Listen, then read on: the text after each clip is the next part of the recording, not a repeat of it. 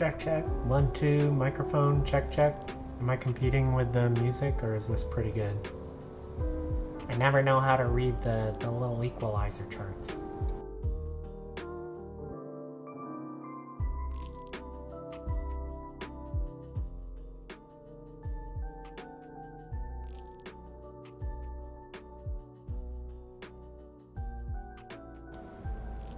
I'm just gonna give it a minute to let people filter in, and then I'll start talking about what we're doing today.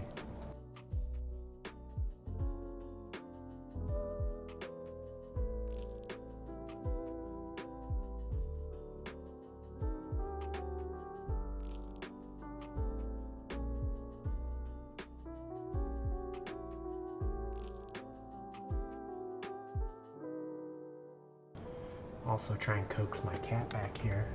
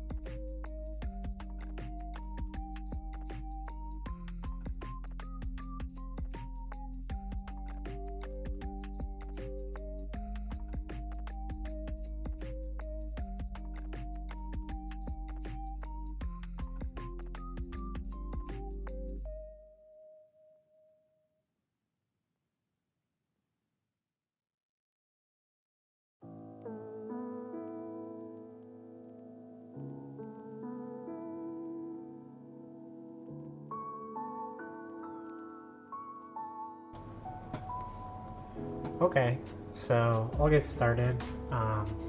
Basically, if you haven't tuned into this channel before, this is the Nightshift Galaxy game dev stream. We're making a game called Nightshift Galaxy.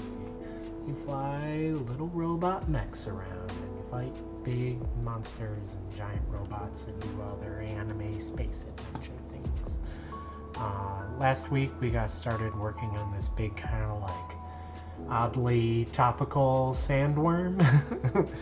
So you can see it's built up of like a head piece and then several body segments. I think I got 20 of them. And so last week what we did is we made a train car simulation.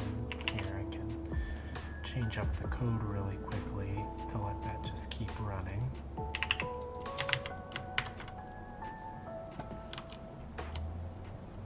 Beep, beep, beep, beep. It's compiling.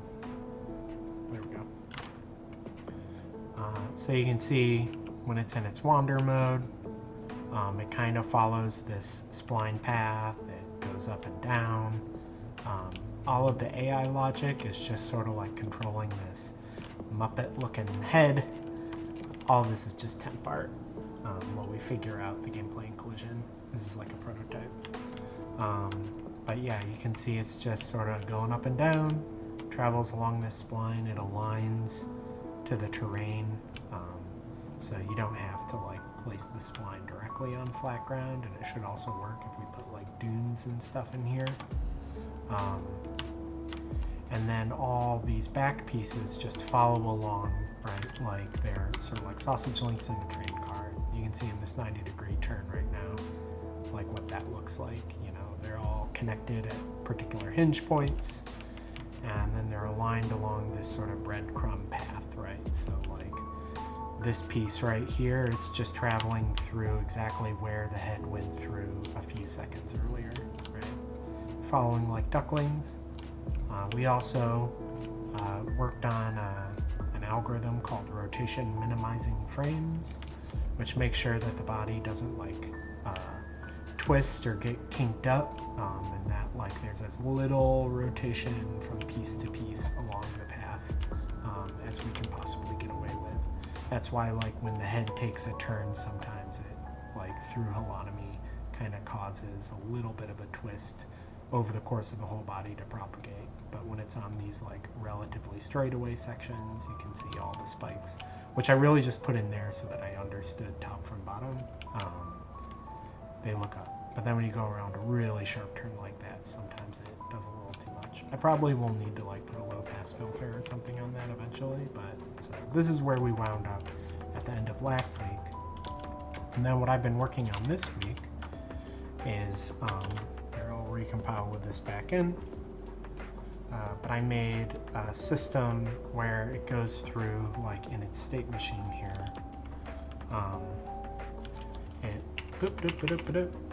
Like I can author some, I'll pull it in here, some animations, right? So I made this like emerging out of the ground, and then kind of sliding into place like animation here. This animation tool is called Maya, by the way. It's kind of, I don't know, standard tool. A lot of like animation for feature films and stuff is authored in Maya. I wrote some like tools to export that, and so now you can see I have it set up to do a single oscillation, so up and down like a single sine wave, and then it swaps to that animation really seamlessly. And it's not just playing back that animation, I actually am like warping it and deforming it. So like if I come in here, you can see I have it going up 20 meters. I could actually have it going up 30 meters, right? And it will sort of distort that animation to make it go that much higher. So now it is real tall, right? So as measured in like Unreal units, right? His head is now 30 meters off the ground. And then once you can see like once we get into that animation and then go into this state, which you can see he's just sort of like in a patrol state where he's like looking for the player who we'll never find because I didn't spawn a player in this level.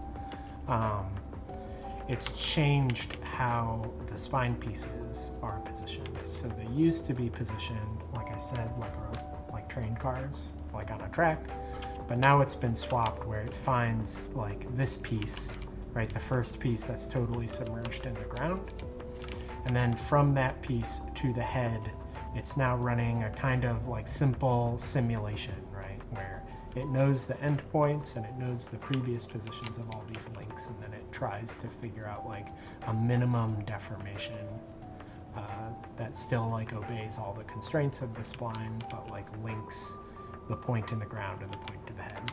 And then all the pieces that are downstream from that pinned joint, they're all just, for now, just frozen in place. So wherever I left them off, that's still where they're at. We might do some stuff to play with that, but in the meantime, that's how it is. So yeah, and so basically today, what I want to do is work on like aggro states for this enemy, like actually change this from just being like a fun animation demo to actually being like the beginning of like a combat prototype. So like if I actually spawn the player in here, and then it came up, zoop, zoop, zoop, zoop, zoop, zoop, zoop, zoop, zoop. It's real tall. You can see it's actually like looking at me now. Flying on top of it, it like looks up at me. Right here. Put some limits on it. So it will only look so far to the right before it just swaps to looking to the left to show its eyes on me. So this is kind of like an alerted state. And then if you're in the alerted state long enough, I want it to try and like actually strike you, right? So the way that a strike would work, you know, is it would be like, it would like acknowledge you, it would like pick up an aggro point, and it would like smash into that aggro point. And then like one idea is like maybe it smashes into that and then just goes back to its wander state. Another is maybe it like hits the ground, stays there for a second, and then it slowly retracts back up, and then it like maybe it'll paint like 2 or 3 targets on the ground, and then it will be like bap, bap, bap, like it will hit multiple targets in a row. So my like basic idea is, because you see there's this other enemy that we had made before, or started working on before, which is like a giant scorpion. And so like it's the same sort of idea where it can use its tail, bap, bap, and like strike you. So I hope that like it will create like a nice escalation in the level where you like deal with a bunch of those big scorpions, and then there's this huge worm, and then you recognize the worm's attacks because they're like a sort of mega variation of the earlier attack. So yeah, that's what we're doing today. I'm going to, well, first things first, I think we need to take this eel back down to only 20 meters in height, because that was like way too high. When I was on the ground looking up, I couldn't even see its head. But I can take this back down to 20, it comes back up, and then yeah, so now at least the way that our character and our camera currently works, if I like point up, I like frame its head nicely. It might be, we've got like a dueling camera, I might like change to a custom camera when you that actually like frames both you and the worm in a dynamic way. So I might get to doing some of that, or we might like try some other stuff. I don't know, but fair warning, it's probably going to be more of like a code heavy one today, because I'm not doing as much like art or decoration. But that was all a very long-winded intro. I've been talking for almost 10 minutes, but yeah. The structure of the stream is I mostly just work. You can spy on me. You can listen to my keyboard clicky clack like it's ASMR. And you can also just ask me any questions you have. Like if you have any questions about our game, Nightshift Galaxy, I'm happy to answer those. If you have any questions just about game development in general, like I mean a big part of why we do this, just because I like, you know, teaching people game stuff or game design stuff or technical art stuff or programming things. So anything that you want to ask, just jump in the chat and ask it. I got my eye on it. I'm always happy to answer any questions. And if there's anything else you like want to see specifically, Like, there's like a bunch of stuff I can show you. Like, here's like an example of, I was thinking about how to make like a version of the serpent, like a version of the worm that's more like a serpent, where like there's just a head and then the tail kind of acts like a dangling tendril, and then it can, like, you know, fly around, maybe get a flying version of the serpent. Zoop. Zoop. So that might be cool. We'll see. So yeah, there's just lots of prototypes. I can also show you, I was talking about like the dueling camera. We've got one example of that currently in this like city gym, where there's this mini boss, and you can see like when it's selected, we have this like very dynamic camera that frames from the mini boss. Oh my goodness, Unreal is so loud. Let's take that down. Boop doop doop. But yeah, like when the camera locks on it, now we've got this sort of like fighting mode camera that is kind of out of like, kind of like out of virtual on or like Sun of Andreas. So you could imagine doing the same thing just with like the serpent's head. I think the fully in Unreal is still too loud, so I'll take that down again. Is this better? I think this is better. Maybe you can get down a pinch more. Great. Anyway, we'll go back to the desert gym, but anything you want to see, just ask me about it. And yeah, this is going to repeat myself and write that back into the chat in case anybody tunes in after I'm done giving my little spiel here. So, welcome to our live and chill Devstream. Our chill Devstream. Making ask me anything. There we go. And with that, I'm gonna get back to work. So yeah, whenever I like poke into some new stuff, I'll like show you what we're doing. I'll show you how the worm thinks right now. Hopefully this text isn't too small, but basically we have this function in our code called the handle event, and it is divided up into all these states, right? This is like a spawning state, and then for each state there's like an enter, an update, and an exit handler. So you know, in its spawning state, all it does is find that spline, right? And once it finds that spline, it like registers itself with it, and then puts you into the wander state. And you see in that wander state, all we're doing is like oscillating up and down. You can also see there's some like rotation for like sort of banks into all of its turns and things. But once we've sort of finished one whole oscillation, we go to this garden eel emerge state. When we're in garden eel emerge, I'm basically just taking that emerging animation, this one from Maya, which I've written a little script for Maya to just export all those keyframes directly into code, so I can just hard code it and make it a global variable. This is stored in C++ lingo in an area of memory called the BSS. And so yeah, you can see we're just, when the eel is emerging, every update, we're just evaluating that anim guide. I'm calling those like guide animations. It's a weird word, but I had to pick a word that Unreal had already not reserved to mean something else. Because this isn't like I'm just playing an animation. It's like I'm taking a reference animation and distorting it. So you can see here it's like distorting that reference animation and then updating my position and rotation. Once we've been in this state for emerge seconds, then we swap into the garden eel state, and this is that state that it was already in here. So you see,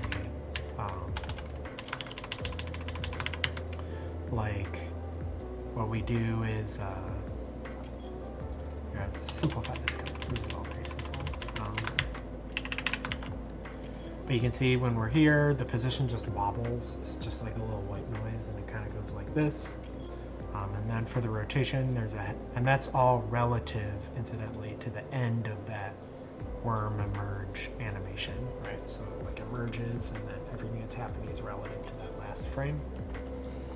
And we've got like this head look state here, which is like, okay, if there's like a fighter, like a player spawned into the level, then we're just gonna look at that player. And I'm doing like a little bit of like finicky math here to limit the pitch and yaw, right?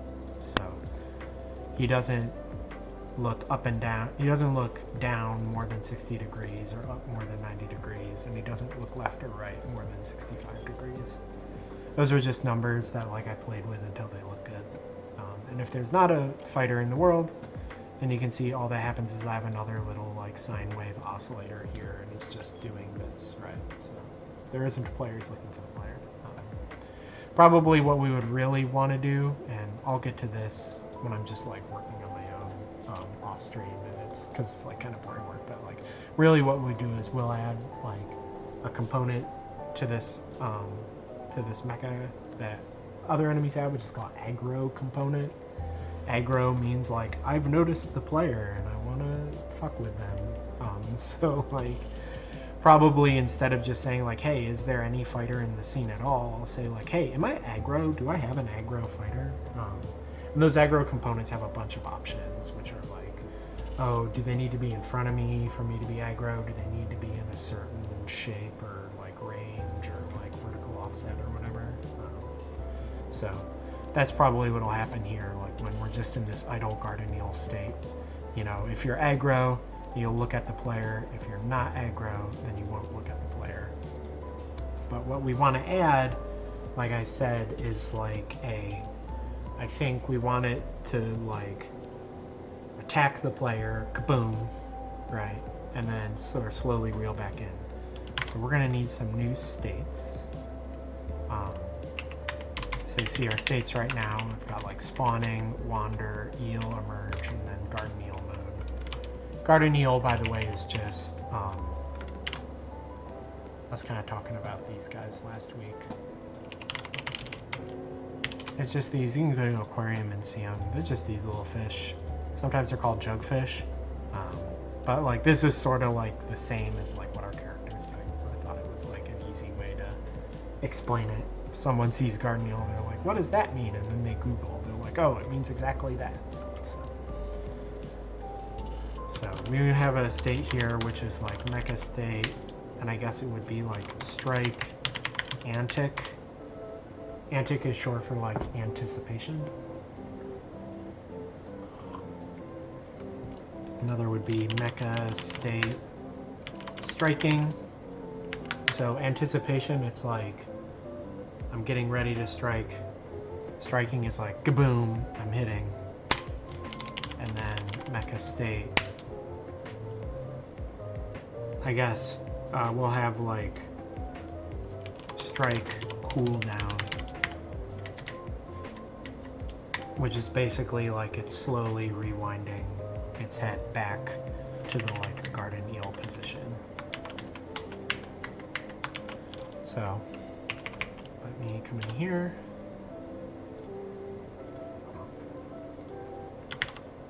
So now we can add handlers for those new events.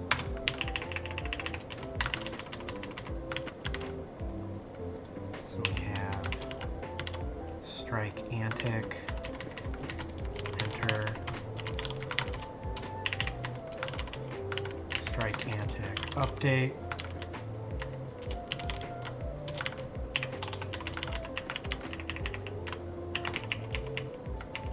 Update, exit,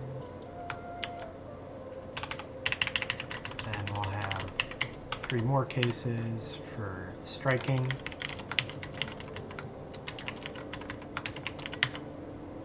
Actually, I think I'm gonna, just to make sure these are all like, I think it'll be garden, eel, strike, antic.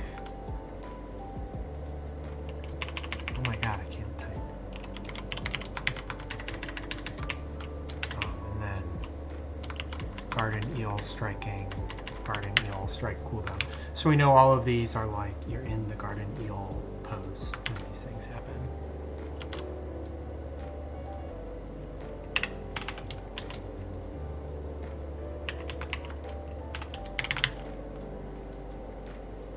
So these are now garden, eel, strike, antic, garden, eel, striking. Striking's a weird word. It looks like it says stricking. Is that really how it's spelled? I guess so. Yeah. Go figure. And then we'll have garden, eel, strike, cooldown. So 3 more cases for that.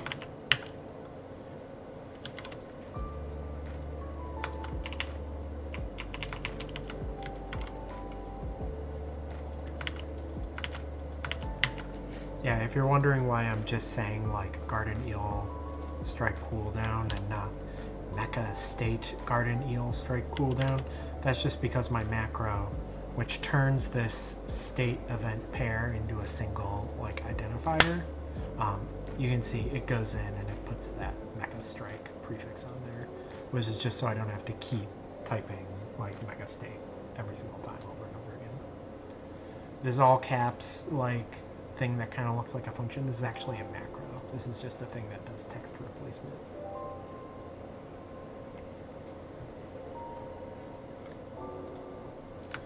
So here, I'm going to change our build mode from development to debug game. This will make it easier for me to set breakpoints and like inspect the program if things are misbehaving.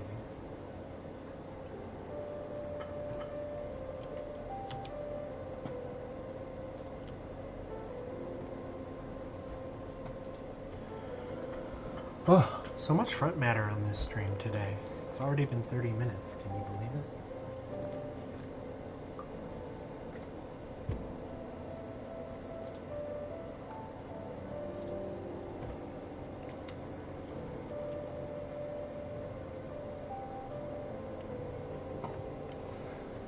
So now what we want is, we're in this garden eel state. And what we want to do is transition into the garden eel strike antic state. I think I'll do it like, the condition will be like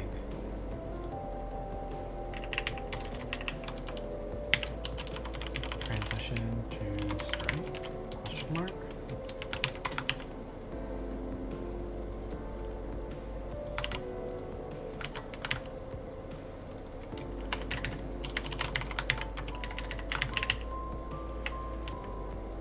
So I think the condition is like,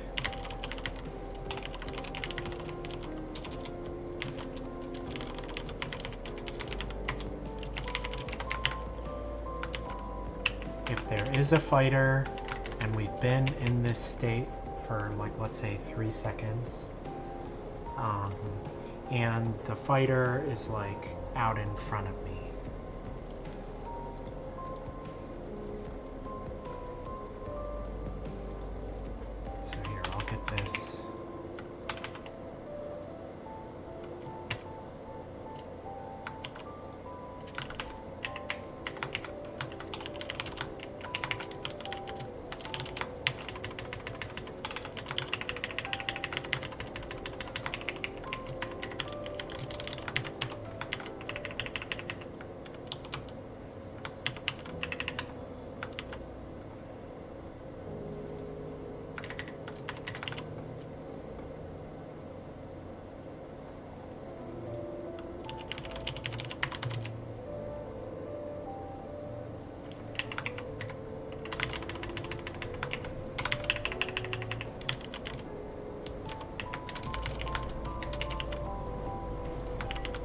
I'm taking the spline and then I'm adding the animation to it, and I'm calling that my like reference position.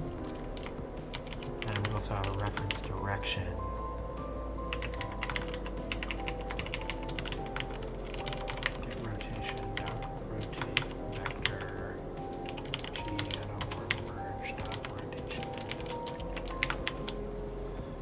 So I have like a reference sensor in there that's like a position and a direction. And I want to say like if the player is like in front, if like the player exists and they're in front of me. So if we have a fighter and status time dot timeout, it's been 3 seconds, then we're going to go into this. And it's like, okay, so we'll say like fighter offset is equal to fighter position minus the ref position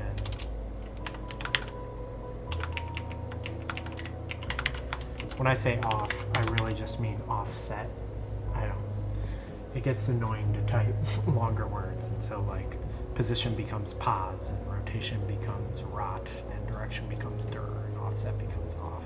Just all these little 3-letter abbreviations. Still don't know where my cat is. I'm not trying to summon him again. Little guy.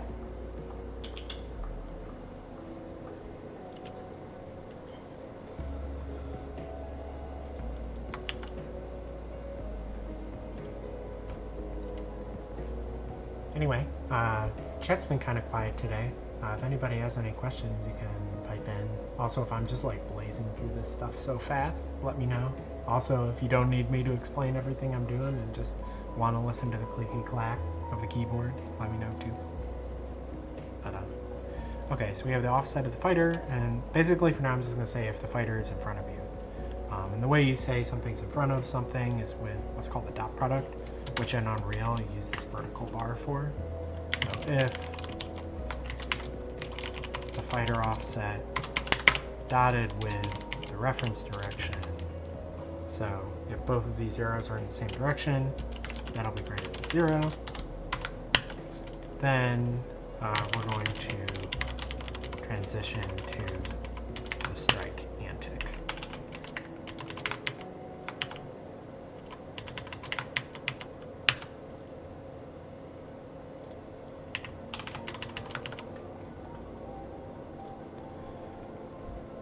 So here we're going to enter our strike antic state. Normally I switch you from the simulation back to the train car when you exit Garden Eel, but now it's like, well, we might be exiting to this where we still want that chain simulation, so I'm just going to get rid of like that case there for now.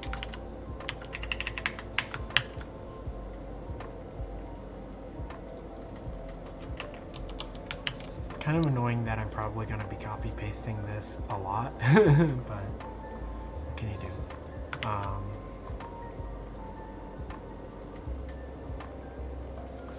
So in the antic, I think what'll happen is it's basically gonna like look at you, but it's gonna like start rearing back a little bit, right?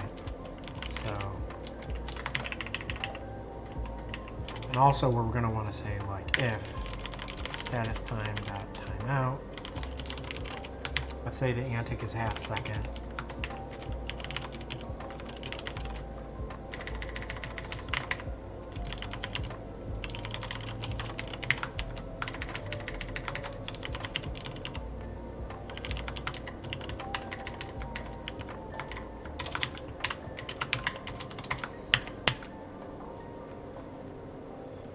Then we're going to go to Mega State Garden Eel Striking.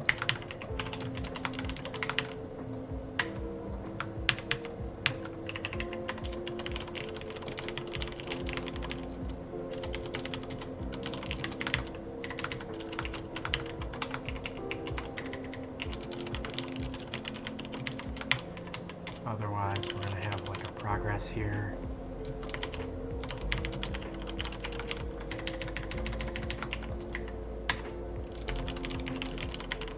Which is just the ratio of the time in the anticipation seconds.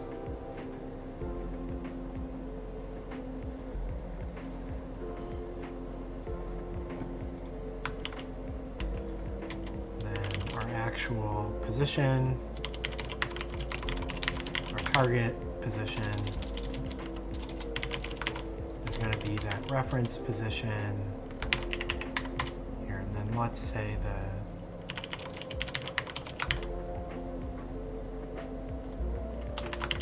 fighter. Actually, I'm just gonna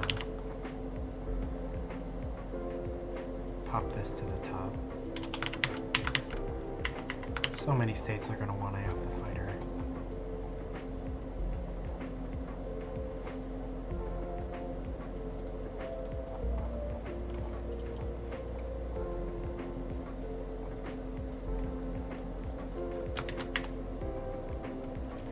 Reference position. Yeah, we're gonna have two fighter. It's just fighter position minus the ref position. Why is it not recognizing this? Oh, put that in totally wrong place. I wanted to do that way up top here. There we go. The perils of editing code with really big text. Fire position minus the ref position. That's like an offset vector, so we need to normalize it.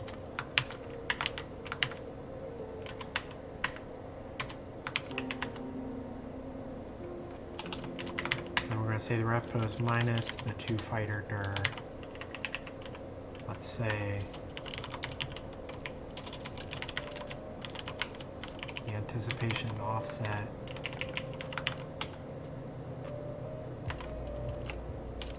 is 500.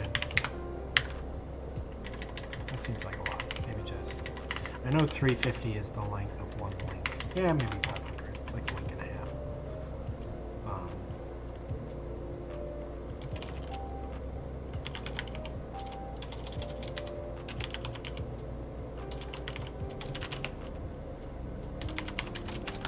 Multiply that offset by progress, so as progress goes from 0 to 1, this offset's going to go from 0 backwards, right?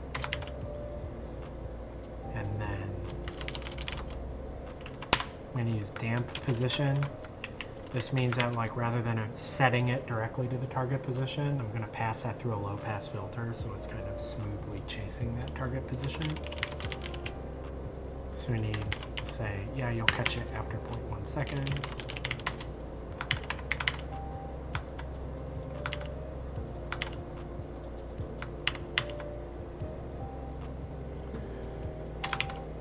And then target rotation is, I guess, just going to be like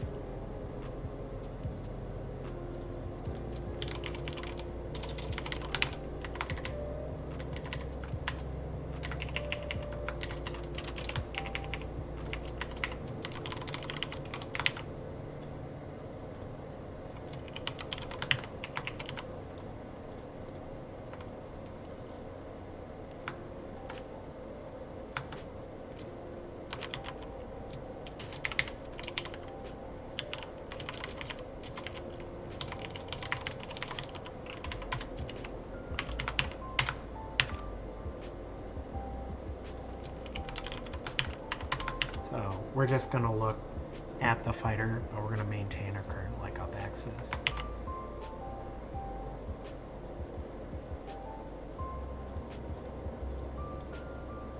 Actually, I can get the, I think it's like, yeah, it's spline stat, no, it was ground status upper. There we go. So pose.damp rotation, target rotation, we'll do it the same 0.1 seconds if we move in sync. And this is showing up as gray because I already imported this namespace. I'll leave it in anyway, just so that I know this is making a quaternion. A quaternion is just a word for a rotation. Great. So then striking, I think what I'm going to do is I'm going to save your current pose when you enter the striking state. And then when we update the striking state,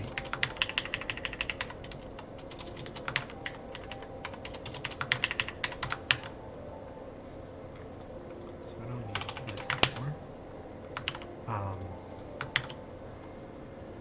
So when I enter the striking state, I've saved like where your head currently is. I'm going to save a position of like where I want to strike the ground. So like let's add a parameter for that.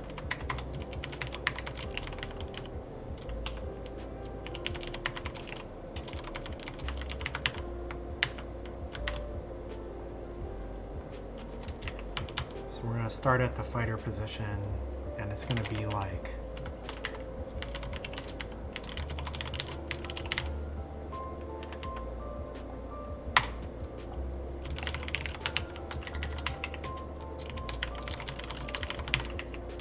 put it in comments so I know what I'm doing.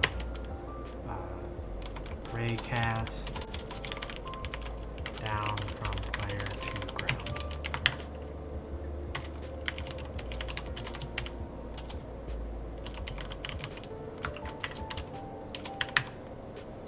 I mean, they have a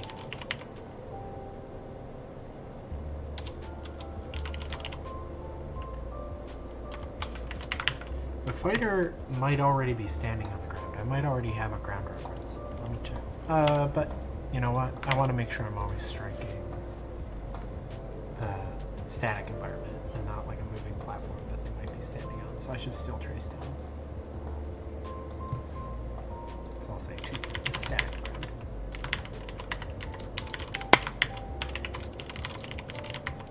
So P0 is position.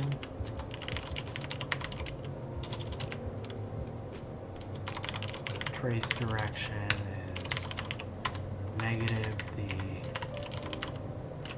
vector at P0.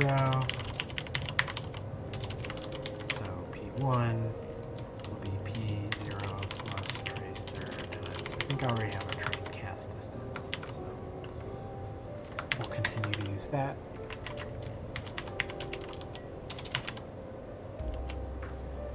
Next, it wants a collision object query parameter. That's basically just what channels we want to hit. We want to hit world static.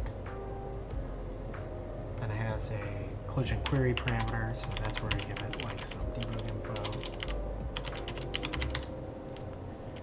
Name, Wurm, strike.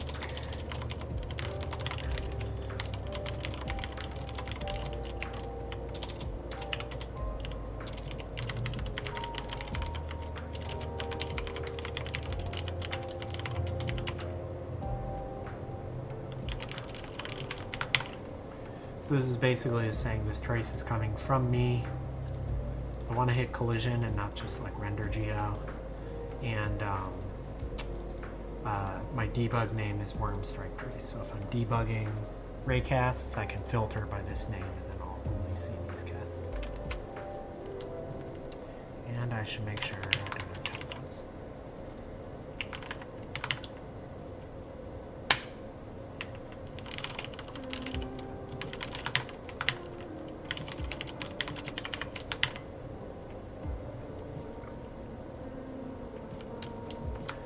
So if we got a hit, then I'm going to say what I call strike position. And the strike position is the hit location.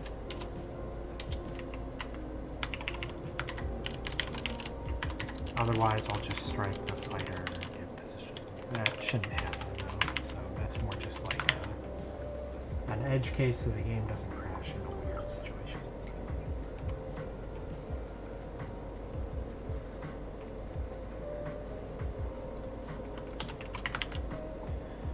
Now striking, similar to how we had anticipation seconds, I'll have like strike seconds.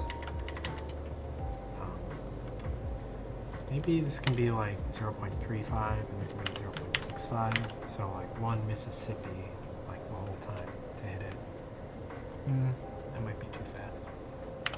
maybe I should invert these. Like, it'll just slam down. It'll take 1/3 of a second, right? So like 20 frames, give or take, to hit the ground.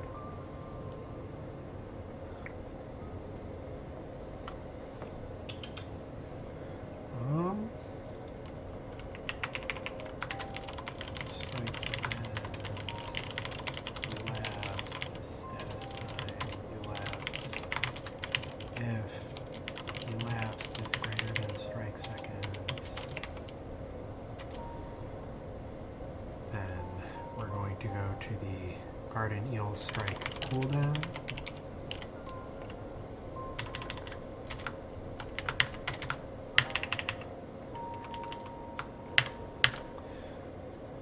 Strike, where otherwise with the progress of the strike is the time that's elapsed divided by the strike seconds. And then I'm going to say the pose position is equal to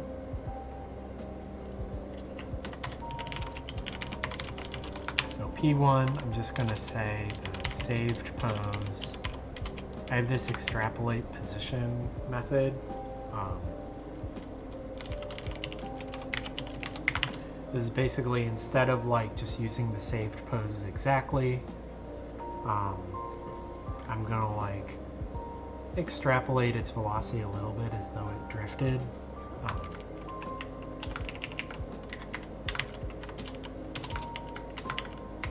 So the strike pose is going to be a straight line from the start position to the strike position, and then we'll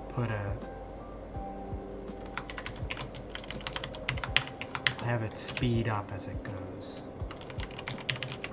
So it'll have an ease in curve on it. And let's keep that pithy. I'll put that up here. Using namespace, using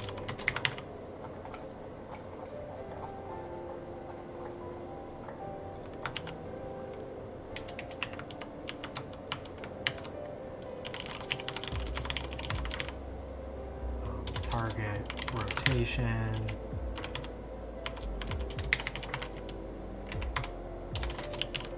So it will be strike position minus the saved pose position,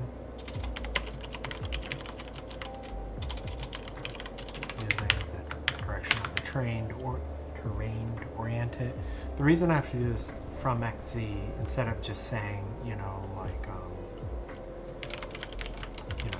.to orientation quad, where you just pick in the direction, is because we change gravity in our games. You might be on the like upside down on the bottom of a planet or something, and so we actually need to know what your current up direction is rather than relying on the global up direction.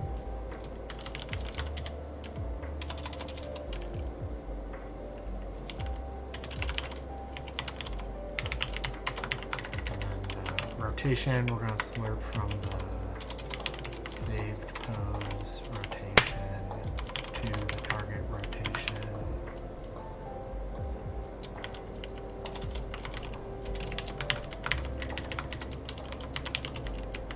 And I think that will be ease out, so you'll like be seeing the target before you actually hit the target.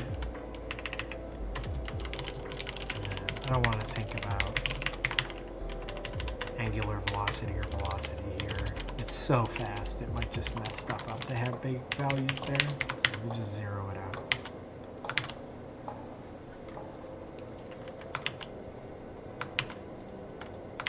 And then I actually think, so when we actually strike the ground, additionally, I want to like shake the camera.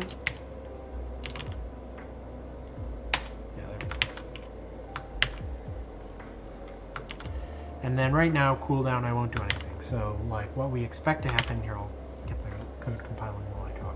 So what we expect to happen is it's going to like rear back a bit, and then it's going to slam its head into the wall, and then it's just going to, or into the ground, and then it's just going to be stuck in the ground.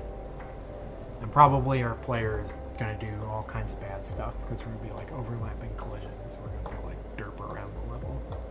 But this is at least like an initial check that like things are behaving the way we expect, and we can see how like a kind of naive solution looks before we refine it. I already know, for instance, this like lerp right here is not going to be great. I think I actually want like a curve. I want it to arc down to the ground. But lerp just means linear, interpolate just means go in a straight line. Okay, that compiled. Let's whack debug. Let's bring the engine back up. You can't see it, but it's happening in the background. There we go. So let's fly over to this turn right here. So we'll see, it'll go through one iteration. It'll pop its head up, up it up it up it up it up. And then after a second, 1, 2, 3, it's gonna whoop. That's pretty good. That's better than I expected, honestly.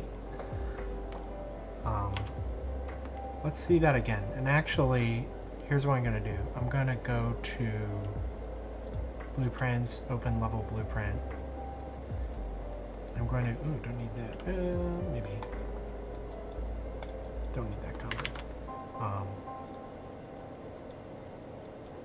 I'm going to add like a key binding here, which is like,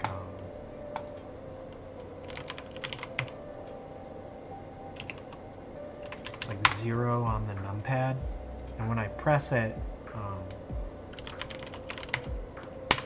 set layered time dilation. I'm going to basically add a fast forward button. So we're going to go at like 5x speed. When I press 0, then when I release 0, clear time dilation. So we don't have to like wait several seconds every single time. Come back in here, let's test that. That is emphatically not working. Why did that not work? Maybe I need a different button. Let's try keyboard left shift.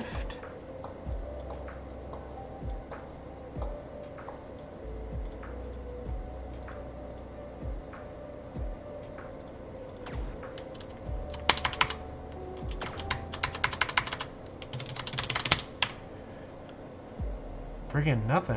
What the heck? Okay, let's just like print a string when this happens to see if it's even getting the input. Hello from left shift. Welcome to game development, kids. You spend most of your time trying to understand why things aren't working.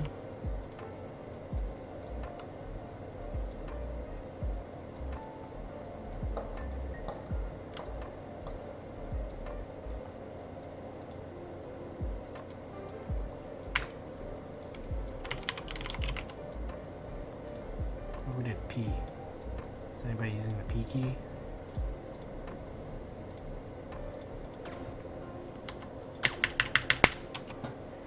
Maybe there's like a... Yeah, I don't know. It's really annoying. Why can't I, why are button presses working?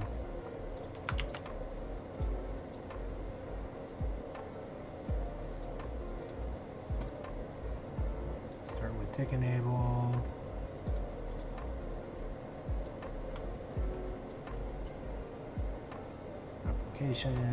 Input, block input, auto receive input from player 0. Is that what we want? Okay, hello from left shift. We're seeing the input now.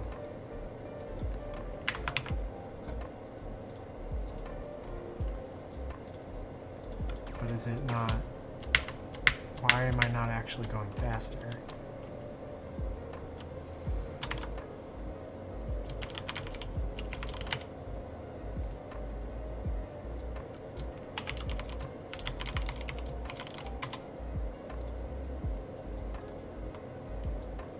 Put a breakpoint right there.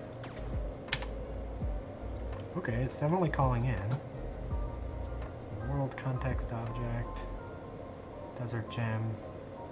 Desert.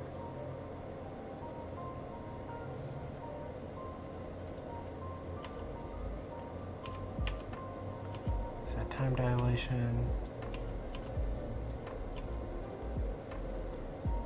Our multiplier is 5. Update global time dilation.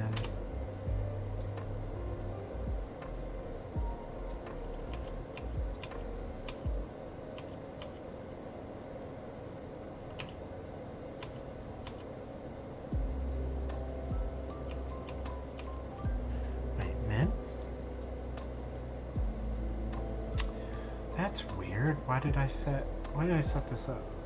Oh, to do handle dilation over 1. Right.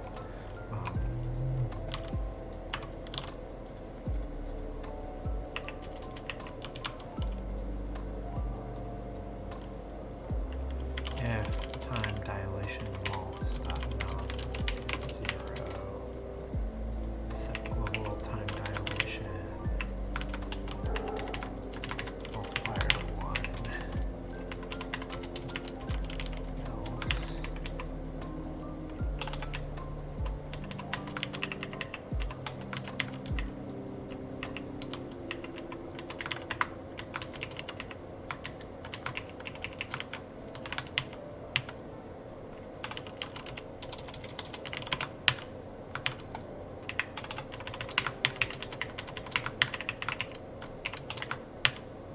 There we go.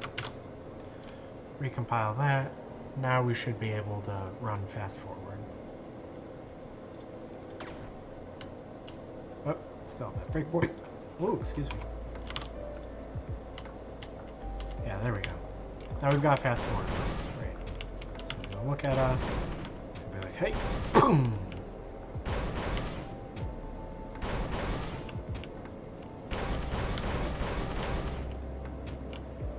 Cool. I don't like what's happening over here though. Was that just a consequence of like running the fast forward? Let's see. Come over here. It's like, yeah, I guess it was. Let's re-eject and look. Yeah, it's still pinned down there. I guess one thing that we should pay attention to is like the distance from here to here. It shouldn't be like longer than, like it works out because of how long this arc is, but like, you know, probably we're gonna want to like figure out the arc length of this and then only do like 2/3 of that as being the like maximum striking distance. But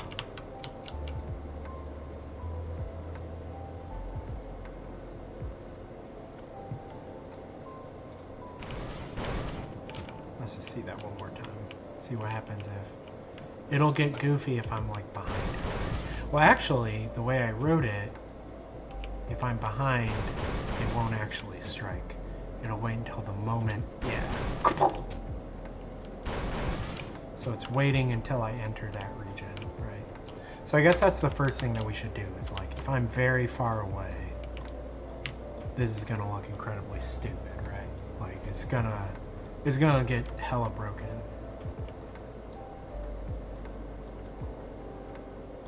One, two, three. Yeah, look at how bad this is. It tried as hard as it could, but that was the best solution it could come up with for how to pin from here to here, was just to spread them out like that. So I think like what we should actually do, yeah, the first thing is we should add that maximum distance.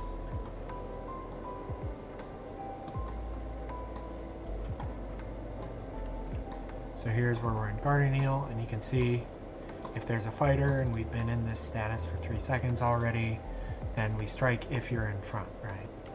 But what we really want to say is like,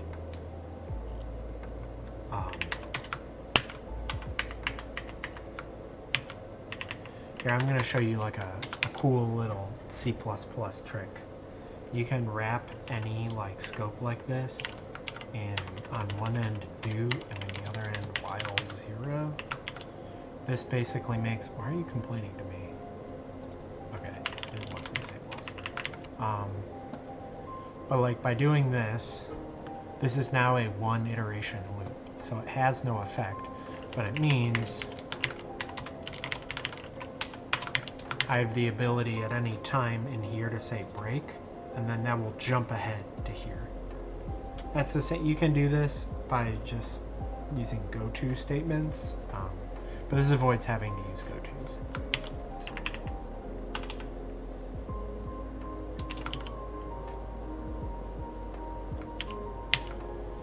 And I think this also, we're still running right now. This should still compile, right? Like because if statements are, because the do while loop represents a single like block statement, I don't need to like have a second, like I could, but like we don't actually need to have a second layer of these. It would be a problem if we had an L. Probably it's better for hygiene to not confuse the braces of the if with the braces of the do while loop. I used to write stuff in this like cuddled form like this, but Unreal always likes putting braces on their own lines, and I want to be mostly consistent with their like formatting, so I've trained myself to do things that way. Anyway, this is nice because we don't have to make like a super long if statement. We just have like several if statements, which are like a bunch of like early outs. But if we make it through all of them, then we'll actually go to antic. So like the first gate is like, are you in front of the worm? Question mark. This one is like, are you close enough to the worm? So we have this pin index in the spine.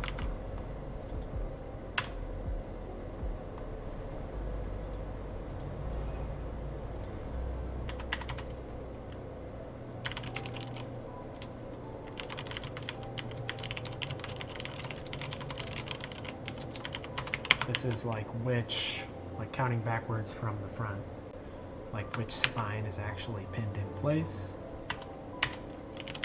Get follower pin.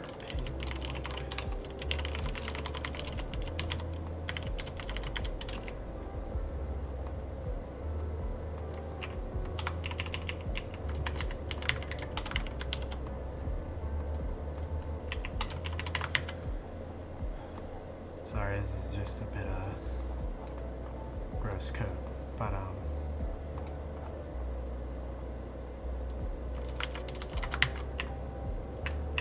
this mecha part leader, this is basically the head of the spine. So if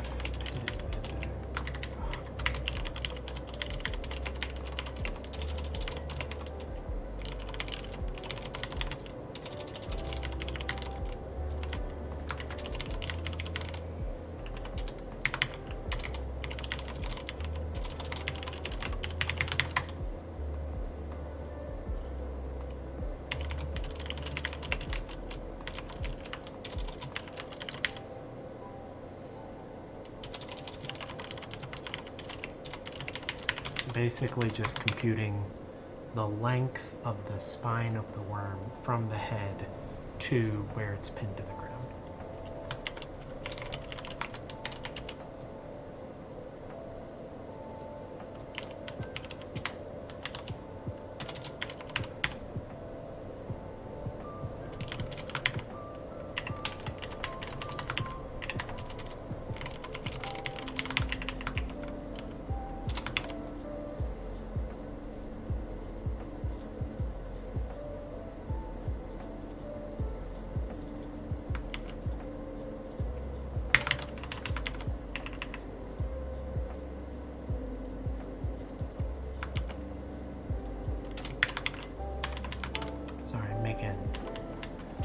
Very stupid typos today, but we're just going to go backwards until we hit the pin index, and we're just going to add up all the distance. So if we go back to our worm, we can say float, like spine length is spine,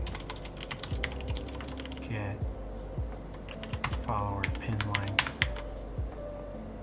That's such a stupid name. Why did I pick that? I should say get length to pin.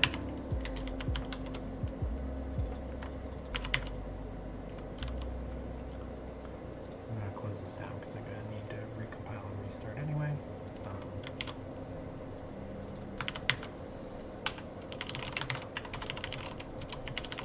Max distance horizontally is, what did I say? We're going to do like 2/3 the spine.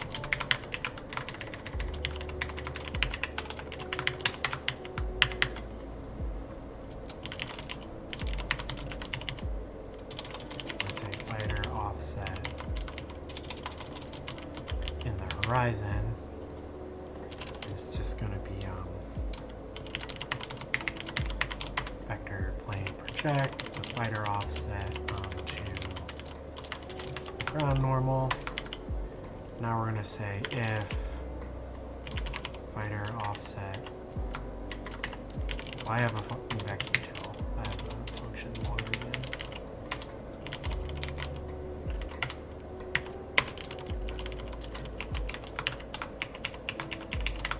And here, I'm going to import this as well because I'm going to be using a lot of vacuum tools. Don't want to have to type that word over and over again. Still pretty quiet day on the chat.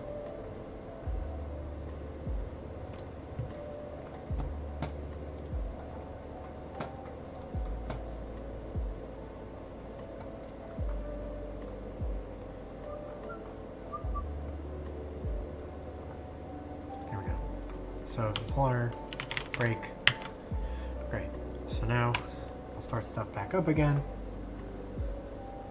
Now what should happen is eel pops up, eel's looking at me, and only when I'm in front of it and close enough will it strike. So I'm going to spawn far away from it, and I'm going to walk towards it.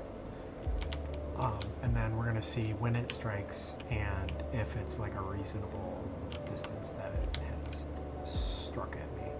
Actually, you know what? I did that like pin calculation here. I just realized this is stupid because I already have an emerge height parameter. And if we just think about it as like striking forward the same distance that it's emerged up, right? Maybe like 90% of that. I think that's better than like doing a weird calculation. So he's gonna go. She's gonna pop her head back up. Waits 3 seconds. 1, 2, 3. And now it's like ready to go.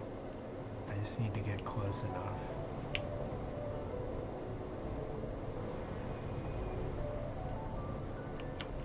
She's still not going. Let's hit a breakpoint and see what's happening. So we get here. Oh, I need to invert this. Oops, typo. This is now less than 0, because this is an early out, right? This is now a blacklist rather than a whitelist. So let's recompile.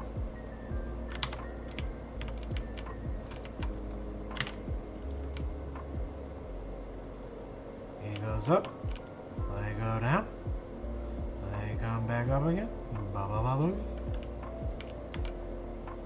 1 Mississippi, 2 Mississippi, 3 Mississippi. Now they're ready. Ready to strike as soon as I get close enough. There they go.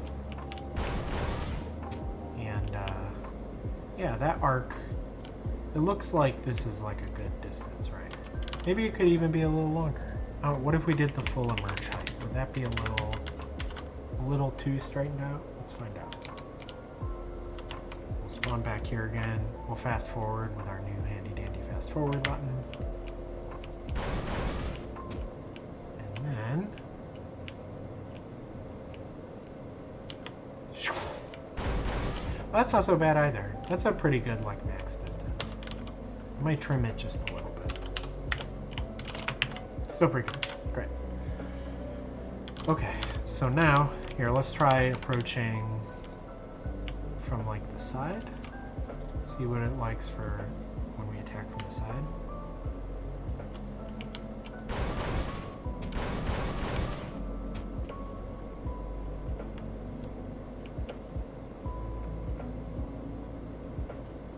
Very close. Sapooning! Yeah, it looks pretty good attacking from the side. Here, I'm gonna add an event. So we're gonna have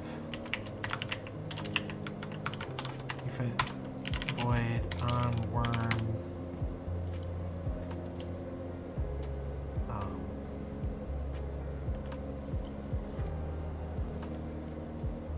strike impact.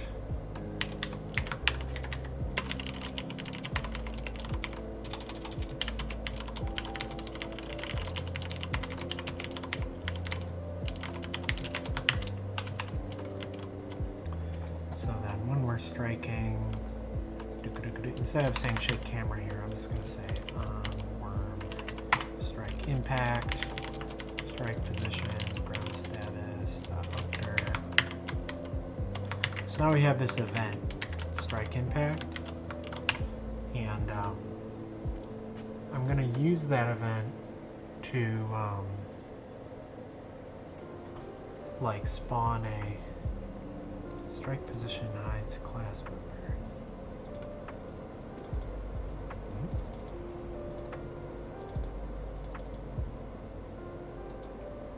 Oh, actually, let's just say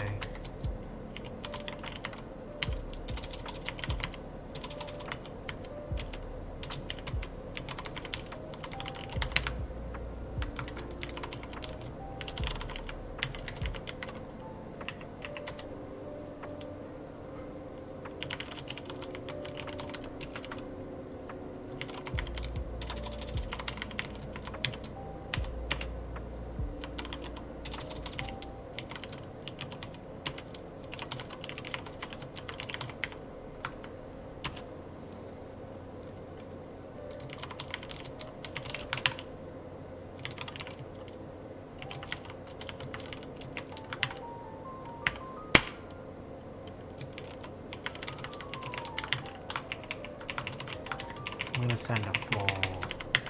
A transform is like not just a position, but also an orientation, right? So, something like this. So we're going to say when you strike the ground, I'm going to give you like a little transform that's like, this is where the strike happened. So we can spawn like VFX and things, and they can be aligned to that.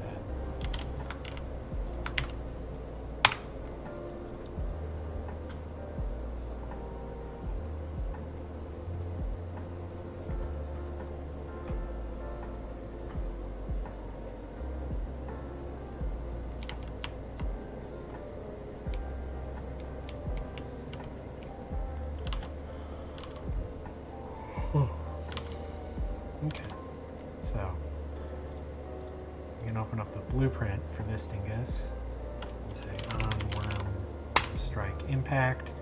Now we have that strike location. You can say spawn emitter at location, position, rotation. Let's just like spawn a particle system. What have we got here? What's a fun one that would look like a good one? I think I've got like a, yeah, here we go, land crack. Kapoo! Kapoo! Kapoo! That's a good candidate. Do we have any others from this? This was just like a generic asset pack that I got of like particle effects. That's just for prototyping. So let's use that land crack. Boop. Let's scale it up.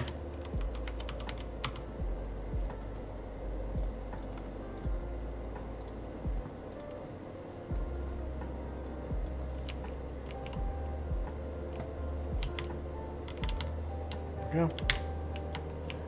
So now when it hits the ground, it should go like we should see like a bunch of particles.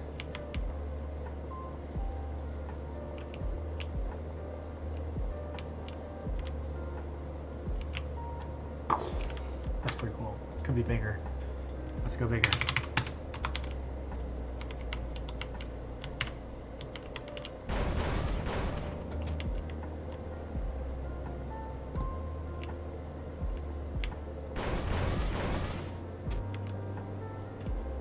Three, and then it attacks. That's cool. Probably will also have some like slower like dust settling. I've actually got some dust particles over here that I was working on earlier. I haven't integrated these yet, but like whenever it's going in or out of the ground, I want to spawn some of these.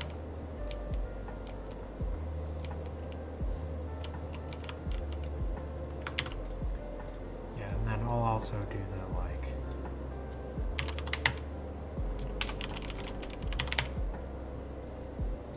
got a quick little like flash and shake camera. This doesn't do anything if there's an accessibility setting to turn camera flashing and shaking off. So if people have turned it off, that won't do anything. But if they do have it on, we're gonna get some like extra juice.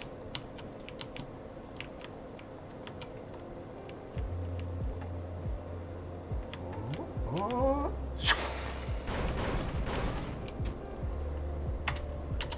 Do I have that turned off right now? I don't know. That's fine. I wonder why. Did it not shake? Or is there just so much going on in that moment?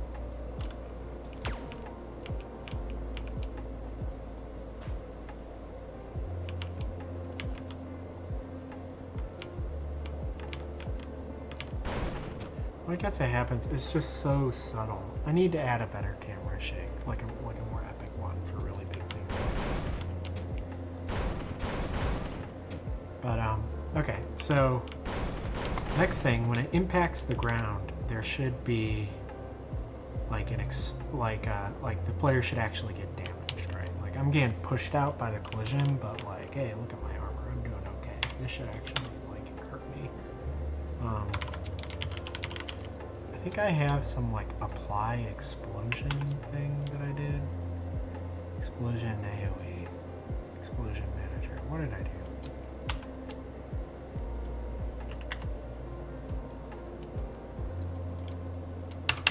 Let's look at like missiles, right?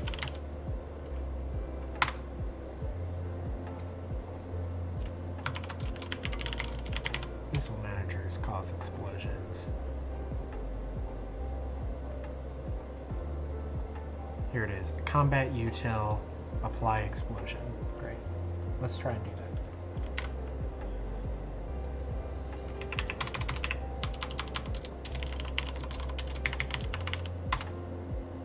So apply explosion takes a collar, which is this. It takes an F explosion structure.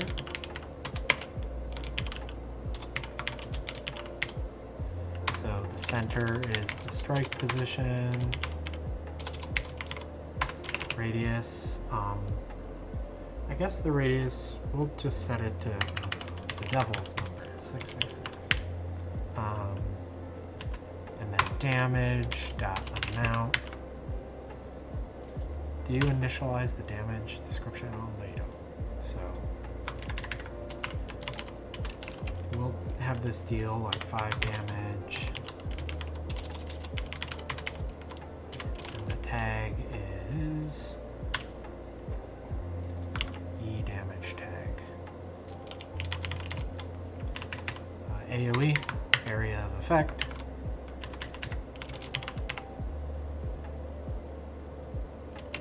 And then actor to ignore. Nobody should ignore it.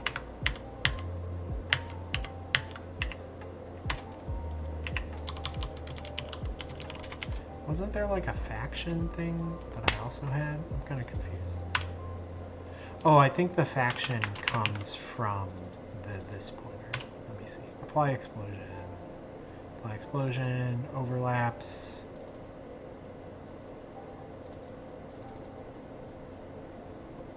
Projectile. Apply overlap if you have it. Explosion AoE. damaged. Yeah, okay. So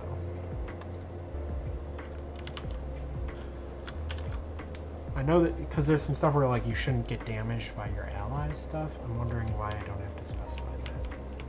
I don't know how my own code works. It's been a while since I wrote it, but now when this comes down, we should get a nice, like the player will be knocked backwards. There we go. Look at that. We took 4 damage rather than 5 damage because you can see I've got a 1 damage like energy shield sponge. Feels like it should be more epic. It feels like maybe I should update my combat system to have like a this was a big deal like flag on damage so that like because right now I'm just knocking back a little bit, right? Like it comes in. Oof. Whoa, okay, no, apparently sometimes things can get really wacky. I think that's probably because this thing it's because the collision is pushing me. Like the collision's pushing me and I'm like inheriting a lot. Yeah, this is, yeah. I'll need to figure this out. I think what ended up happening there was like,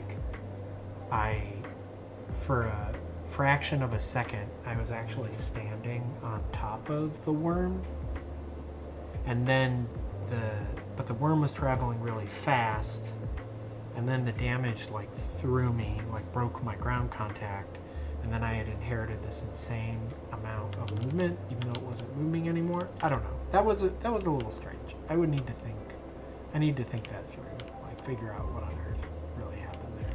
Is that reproable? Let's see. If I'm here, and he's like, I'm gonna get you.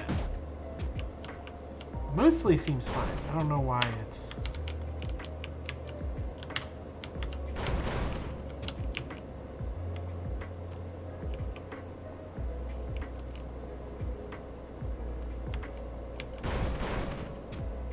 Okay, looking up at this guy sucks. I really need to do some camera work. There we go again. Wait, why is that happening?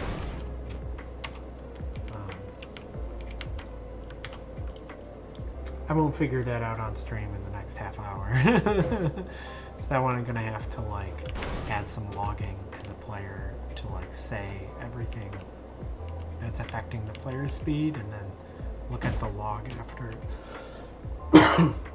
look at the log after the fact and see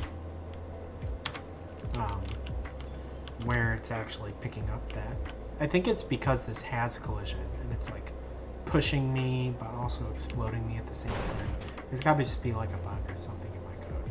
It's also not generally good to like push the player with something that's moving this fast. Okay, it's actually pretty common. So eventually I'm gonna need to figure that out. But maybe not right now. Let's just see it one more time for funsies.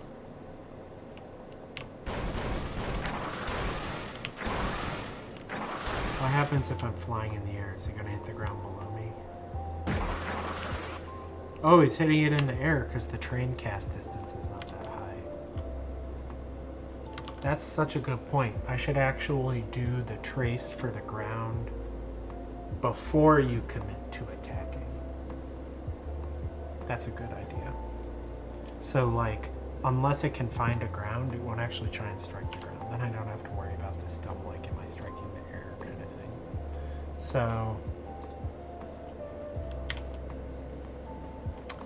let's take the, so currently it's in striking, right?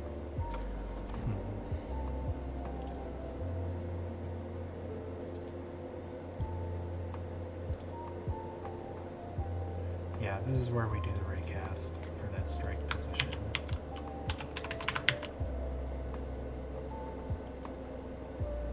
So now I'm gonna say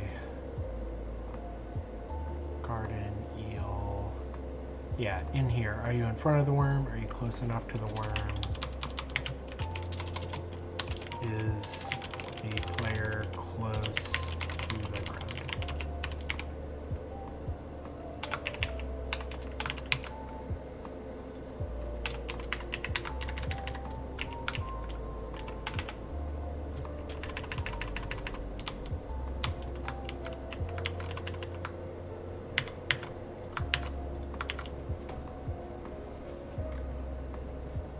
terrain cast distance? It's actually high, right? Oh, it's 10 meters. That's pretty high.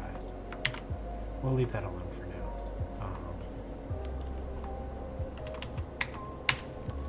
If no hit, break. Otherwise, the strike position is dot location. So now we have the strike position here. It's going to go into the antic. I think in the antic, instead of looking at the player, we're going to look at the strike position.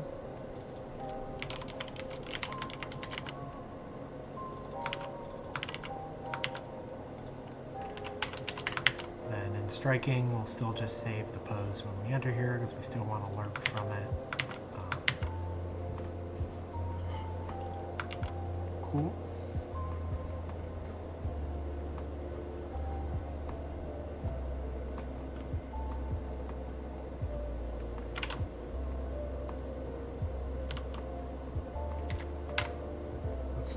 So now what should happen is if I'm flying in the air, it won't attack me, but only when I get close enough to the ground is it going to try to attack.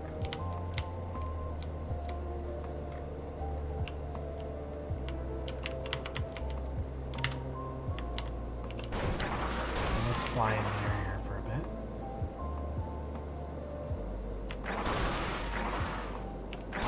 So it takes 3 seconds. 1, 2, 3. Slowly drift down, and then you see it struck the ground just below me. I think maybe that terrain cast distance is too high. So what if? Where is it? Here we go. Let's trace turn. Let's just say 5 meters. Yeah.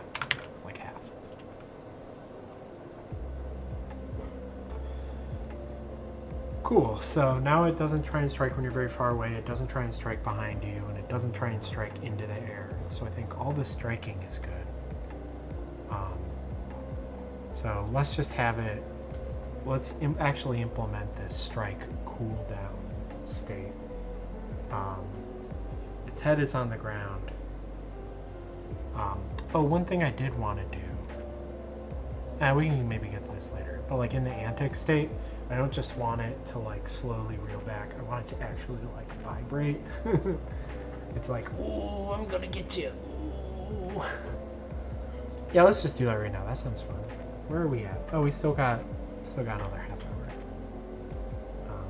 I may actually need to take a quick bathroom break. So yeah, let me put up a notice here. Oh, wait, no, wait, what's going on? Bathroom break.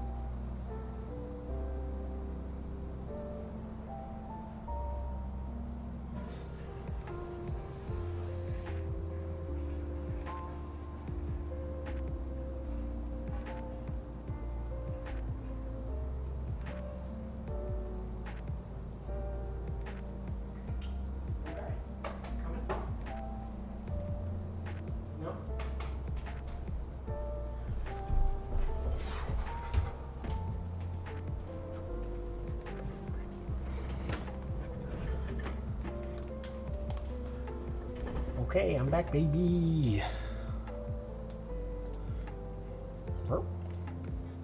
So,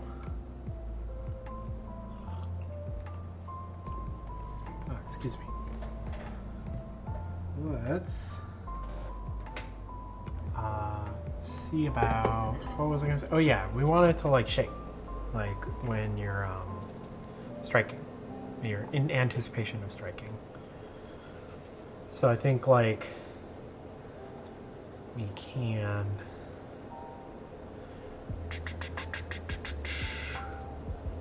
So it's a little tricky because we're like damping the position here.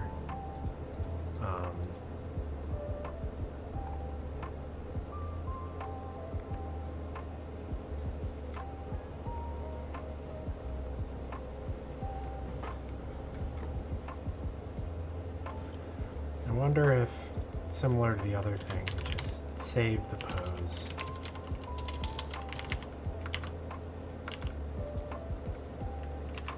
And then instead of having this ref position, we just have saved pose dot position.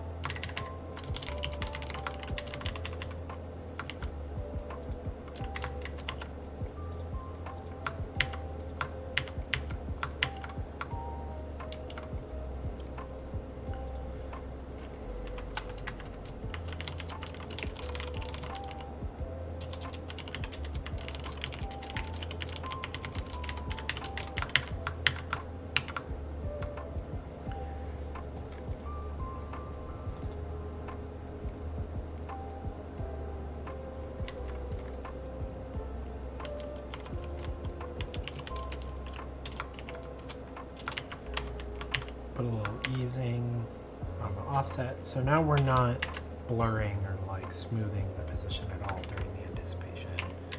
So I should be able to just come in here and say mat brand times fmath frand range.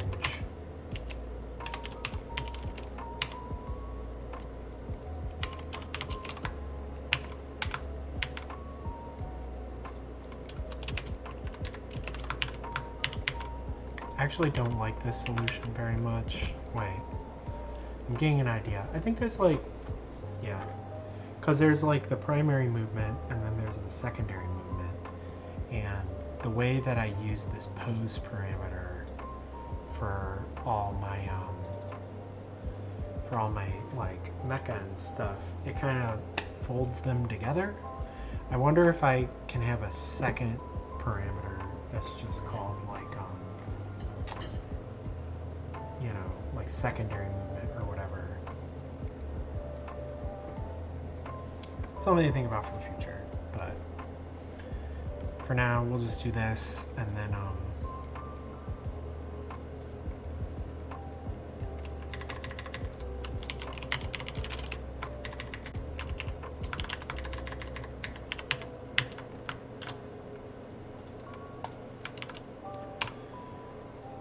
now it should vibrate a bit right before it attacks.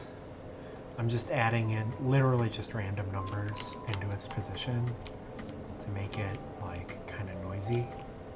That might look bad. We might want it to actually vibrate and not just seem to glitch out, but we'll see what happens.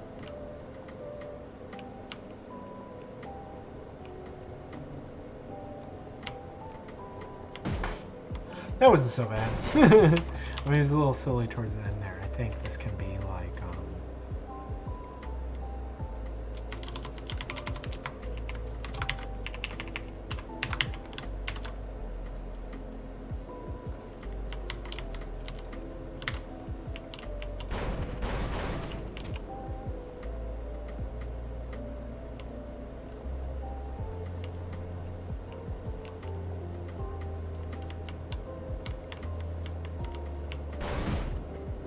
He's like, oh, I'm gonna get you.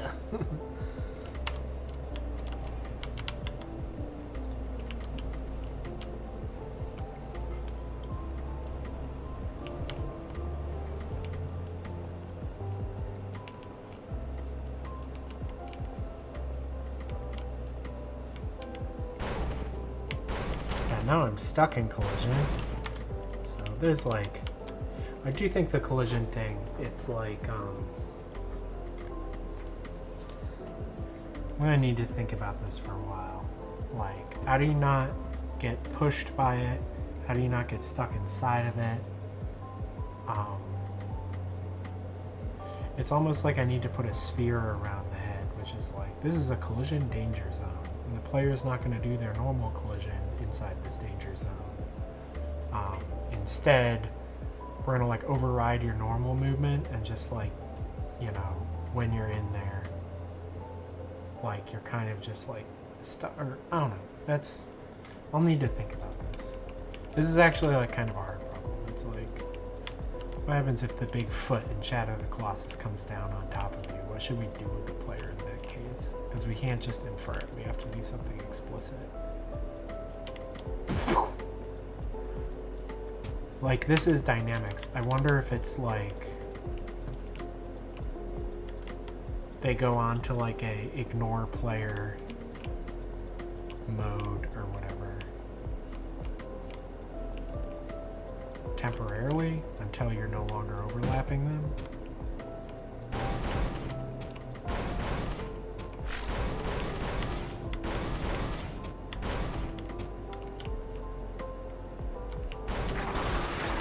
Anyway, I like that idea that I was talking about earlier of like having primary movement and then having a secondary movement channel, so that we can keep those like separate for like all these like sort of big enemy types, because I think that's something that's going to come up a lot, where we like have two octaves of movement, but like main character movement. I wonder if it's possible for me, because I do have iframes when I like when I dash like that. I wonder if I can iframe dodge this.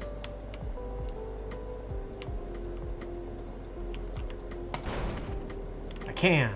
Okay, so that's another thing to think about. You won't necessarily be knocked back.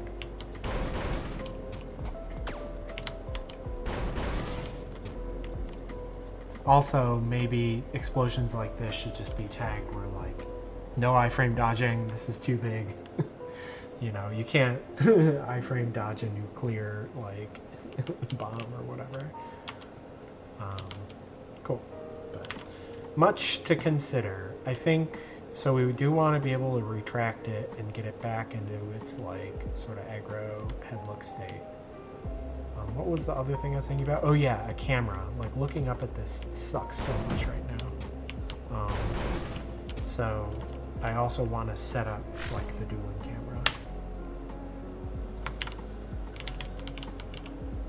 So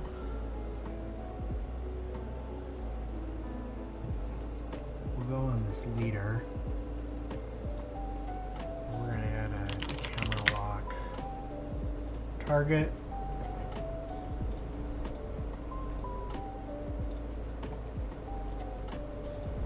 Lock type, scripted. Cool.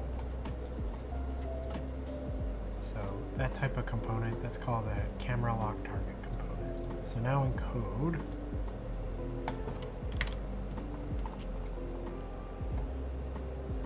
I should be able to say like, hey,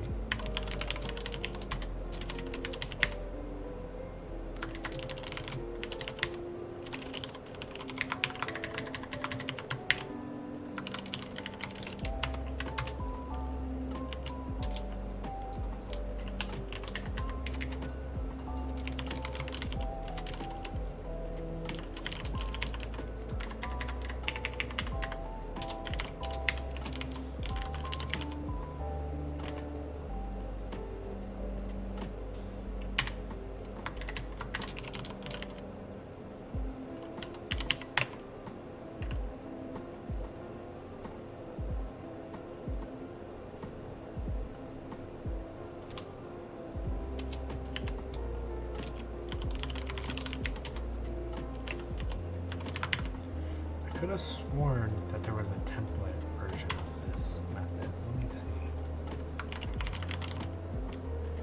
Find component by class. Okay. Get component by class, find component by class. Aren't these the same thing?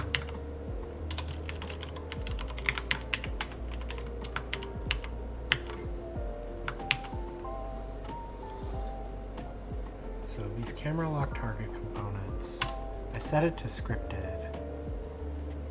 So how does this work?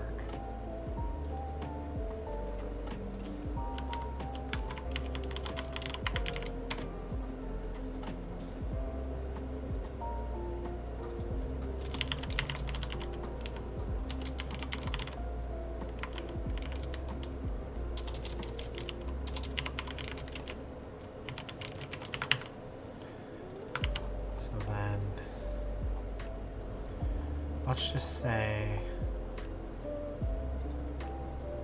as soon as we enter the garden heel state, we'll activate the camera lock, and then that should put us into this like dynamic dueling camera.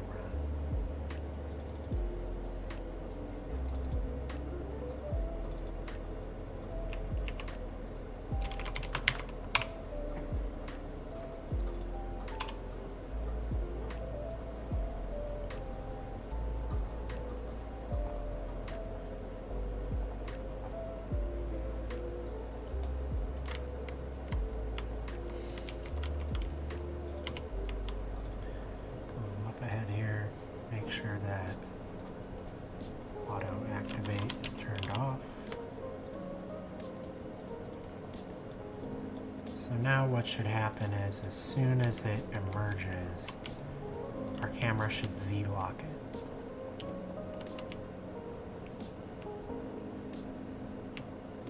Comes up, finishes that animation.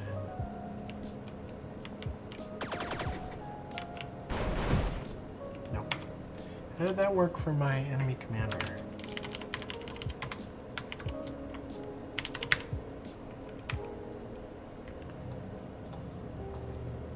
Lock type automatic. Well, how is it?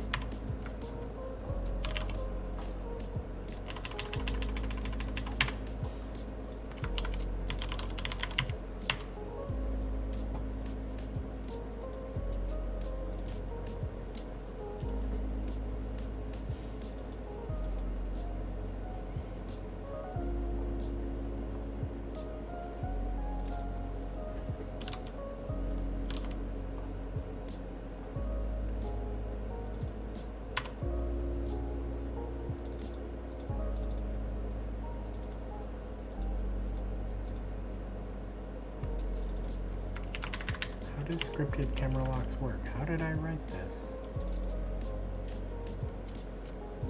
I guess they don't do anything. I guess okay.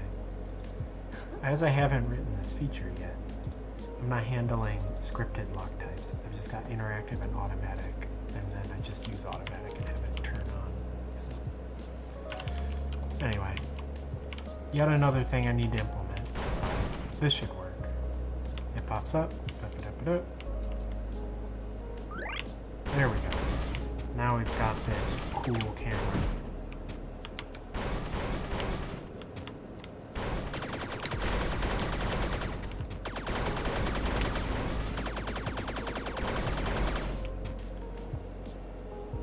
For the automatic type, I should have like a cutoff distance.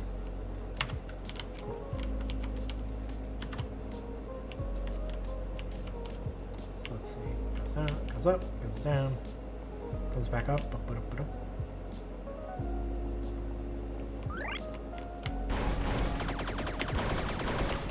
That's still going to happen even if I'm like crazy far away, right?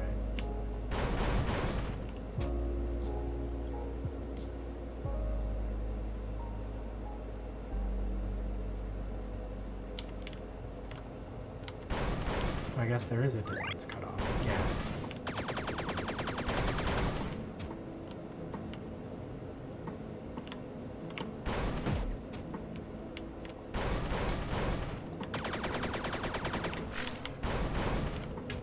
that's another thing, right? Like, the head's shaking up there. But the camera is inheriting all that shaking. I think if we had like 2 layers of movement, I could avoid that shake. Because the camera lock could just be attached to the underlying movement and not inherit any of the secondary movement. Orion Hart says, so cool. Thanks, Orion. Welcome to the chat. How did you hear about us?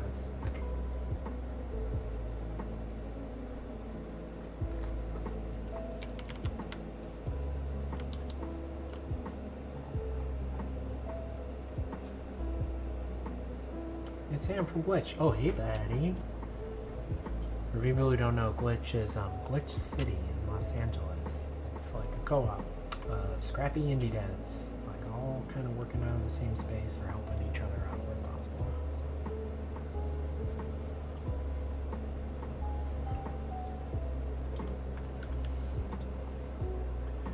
Let's go back now to our Mechapawn Wurm. So we've now got our cool down state, right? So we'll save the current pose. When we enter the cooldown state,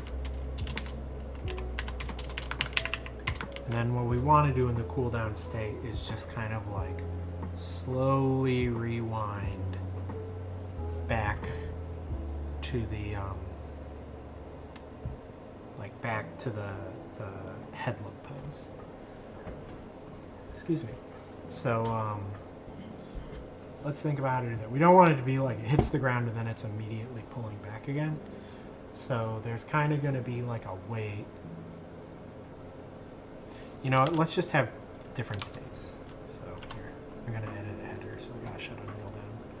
But let's say there's the cooldown, and then there's Mecha, State, Garden, Heal, Strike, Retract. So the cooldown is just going to be like we're just stuck in the ground. So, it's no more complicated than just is status time dot timeout world half a second return Mecha, State, Garden, Heal, Strike, Retract. Then we'll add another state here, case Mecha, Event, Garden, Heal, Strike, Retract, enter. This one will actually want to save the current pose when we enter.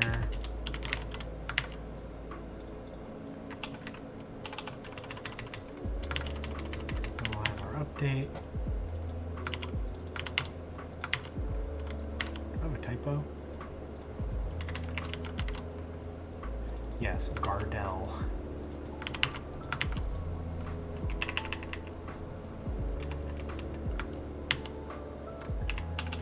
When we're retracting, we'll say like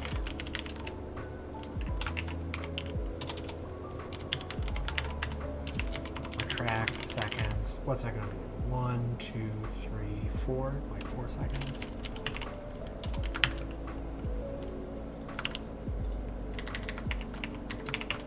So when this retract is finished, we're just going to go back to Mecha State Garden Heal. Basic popping its head out of the ground state. Otherwise, like in other of these kind of like mostly animation driven states, we want to get the progress. So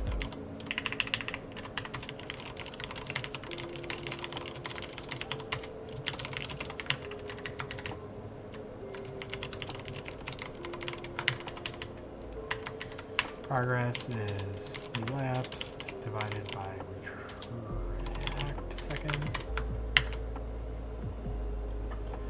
So I think like for the position, we'll just keep lerping for now. I'm going to go in and replace these all with nicer curves later. We'll do a straight line from the saved pose position to, let's go all the way back to our garden eel state where it computes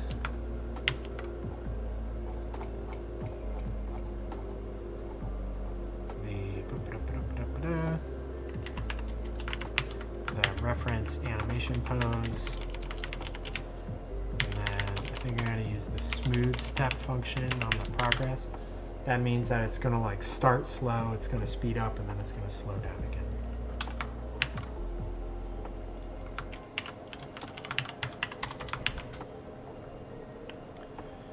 And then reference rotation.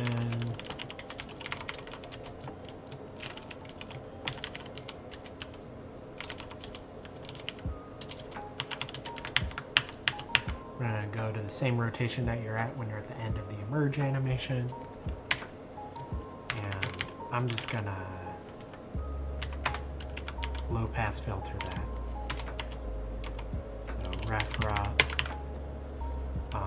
We'll do half the retract seconds as the window. Still not thinking about velocity. I don't think anything cares for me to actually set that parameter yet. So the outside world will think I'm just stationary, but it doesn't matter.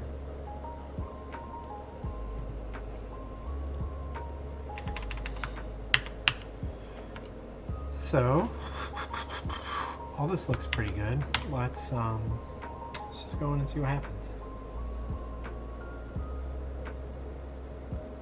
Build succeeded. Launching Unreal.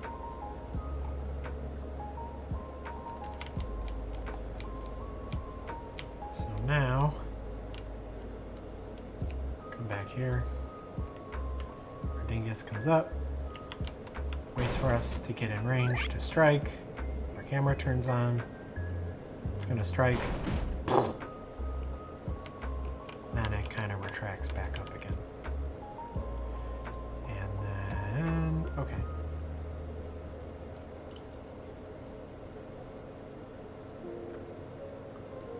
Oh, I see. I've got like a... Every time I enter the eel state, it's trying to switch us like to the chain sim.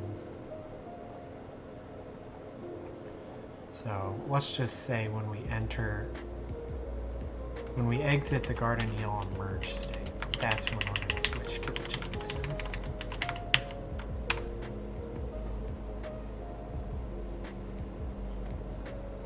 Also, I noticed, you barely noticed that half second of cooldown.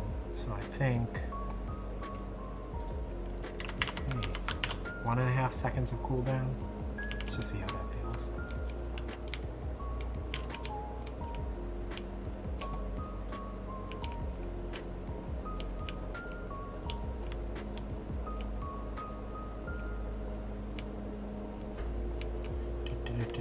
Comes up here, our camera locks, it gets angry, kaboom.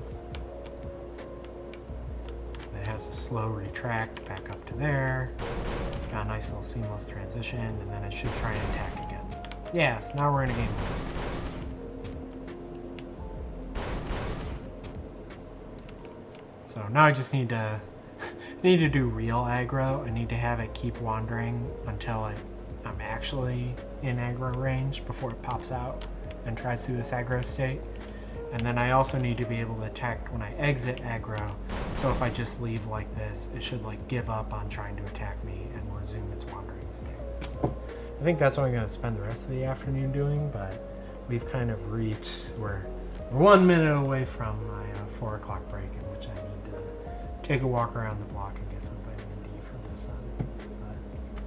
Sam says, awesome, huge props for building really strong libraries and tools. You got all those new states working in like 10 minutes. Yeah, it's that's kind of like the state that the project's at right now. I mean, just to like put some numbers on it, if I look at my source folder, just to give people an impression about like how much work goes into games, I've currently got over 300 source files in my game. And a lot of this is features. We haven't even gotten to like doing a lot of the like content for the game, but like I've been trying to like set it up like so that like the first enemy I make takes a while, and then every subsequent one is really quick. And the first big boss that I make takes a while, but then every one that shares features with it is like really quick. And these state machines, just to show you, I don't know if you've been in the chat before, Sam, but the way my state machines work is I just have a single virtual function that's called handle event that takes an event struct. And so like you can see, the basic events are like entering a state, updating a state, exiting a state, and then some like life cycle stuff that I think I maybe want to take out of here, but it's like, oh, were you damaged, right? Was one of your hit points destroyed? Was all your hit points destroyed in a particular state? But then what happens is I can do whatever I want with these events, but most of it goes into this big switch in which I do an event switch on the event. And all that's doing is taking my current status and the event ID, right, and it's ORing them together into a single like state event like combined ID, and then I have these case labels for everything, right? So spawning is my initial state. I have enter, update, exit. Here's wander, enter, update, exit, emerge, garden eel, strike anticipation, striking, strike cooldown, retracting. So this is how I do all my like state machines, you know. I actually like just giving them like a shout out to like Yacht Club Games and Charlie Tangura over there. Like she had made an even more advanced version of this where like instead of just using macros, there was like templates. And those templates, like C++ templates, actually let you associate parameters with the event. I just put every conceivable parameter for every conceivable event on that one event structure. But it does mean that like I don't need to add a million events. I don't need to like add an object for every state. I'm not doing all the state stuff in like Blueprint, like Unreal Blueprint noodles, which can like become spaghetti really quickly. Instead, I've just got this one big switch. And it's also nice because if like 7 events all want to run the same code, I can just put like an if-else branch before this switch, which is like, you know, if you know, my status is greater than, you know, garden eel emerge, and my status is less than, you know, like less than or equal to like and event dot id is equal to e f mecha event you know, hit point damaged. Now I can say like, oh, here I can like handle if a hit point was damaged in any of my garden eel states, right? So like it doesn't, I don't have to like rewrite the same code if it runs in multiple states. I can just do these like ifs with like a range check and stuff. So this is like quite flexible. Also, if I create a subtype of the Wurm, I can like pre and post handle its like default event handler. So, and it just generally means I don't have like a million virtual functions. So all of this is like, you can see for mecha, which are the giant kaiju sized things, I have a thing like this. And then there's also enemy units. So if you look at like enemy jet, for instance, I also have like an enemy version of this. So you see enemy events, which do the same sort of thing, right? Like enemy handle event. Enemies are like player scale things, and it's like a little, but yeah. Anyway, yeah, I'll just do one last run through here, show everything we covered today. So the enemy has a wander state. Eventually I'll have it get aggro, but it's like when it gets aggro, it actually sticks its head out of the ground and like looks at you and sets a special camera. And when you get within striking distance, it actually strikes, and then it retracts, and then the strike actually applies an explosion, so you can actually get damaged by it. I think if I get damaged twice, I'll actually explode. I'll let this guy actually explode me. Boom! There, I'm dead. And then we also noticed some bugs with the player controller and like some other issues that I just made note of to look at later. But yeah, I think this like big worm is, whoop! I think it's like coming together. So, thanks for listening. As always, like you can follow me on Twitter, you can follow Tiny Galactic on Twitter. There's a Discord link. If you want to like jump in the Discord and ask any questions, we have just like more long form devlog where we show stuff we're doing during the week in between streams.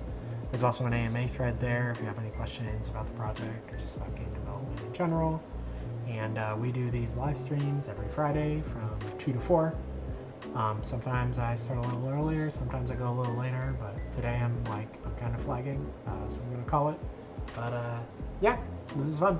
I enjoyed continuing working on the Wurm, and people online are responding to it. So I think we'll finish it up probably like end of day today, and then I can start moving on and start posting about some other cool stuff that we're starting to work on. But things are continuing at pace. I cannot yet answer the one question that everyone has about Nightshift Galaxy, which is it on Steam? Can I wishlist it yet? But we are working on it, so hopefully we'll have some better announcements about that soon. So anyway, have a great time, everybody. Thanks for watching. Bye.